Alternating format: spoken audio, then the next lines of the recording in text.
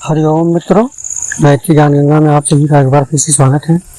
मित्रों, आज हम बात करने वाले हैं जिन्होंने गायत्री माता के मंत्रों की साधना की है, उनके अंदर कुछ खास तरह की विशेषताएं पाई जाती हैं।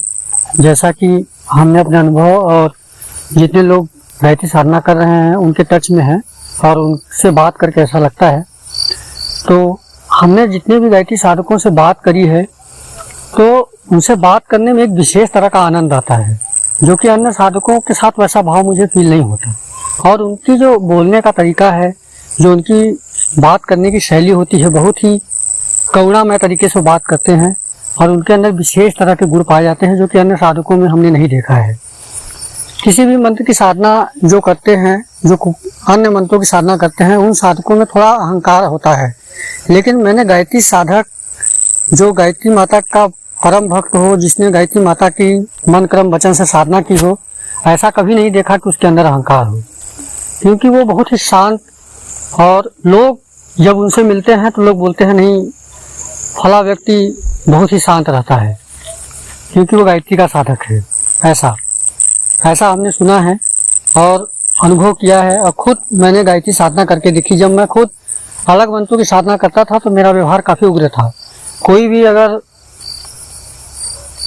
कुछ भी बोलता था, अगर मैं उस बात से सहमत नहीं होता था तो अनुचित बात सुन लेता था, तुरंत क्रोध आता था।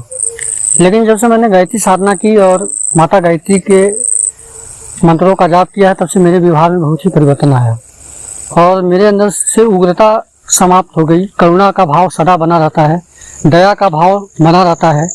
तो इसी तरह से मैंने देखा है, जितने भी गायत्री साधक होते हैं काफ़ी दयालु होते हैं, सहज भाव से लोगों से बातें करते हैं, परोपकारी होते हैं। अगर उनके पास कोई अपनी समस्याओं को लेकर के चला जाता है तो उसकी समस्याओं को हल करने के लिए तुरंत आगे आते हैं। और कैसा भी हो समस्या, किसी भी तरह से किसी भी हद तक जा करके उनकी समस्याओं का निराकरण करते हैं। तो जो परोपकार की भावना होती है वो गायत्री साधक में को एक अलग ही इंसान बना देती है। और माता गायत्री के आशीर्वाद से जो उनका साधक होता है सतोगुणी संपन्न हो जाता है, सत्व गुण रहता है, उसका व्यवहार आचरण और खान पान सारी की सारी चीजें बदल जाती हैं माता गायत्री की कृपा से। तो ऐसे हमने गायत्री साधकों को देखा है, और जो गायत्री साधक में विशेषता पाई जाती है वह विशेषता हमने किसी अन्य मंत्र के साधक में नहीं देखी है। क्योंकि जो गायत्री माता का मंत्र जाप करने वाले साधक होते हैं बहुत ही सहज होते हैं, बहुत ही सरल स्वभाव के होते हैं।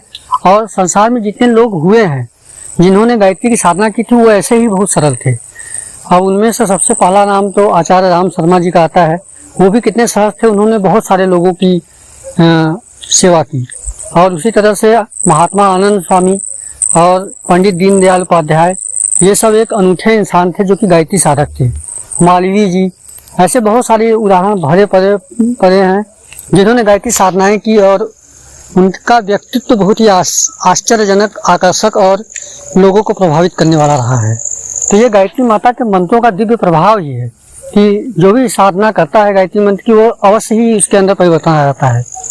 तो मित्रों, यही विशेषता गायत्री साधक को महानतम व्यक्तियों की श्रेणी में ला करके खड़ा कर देती है।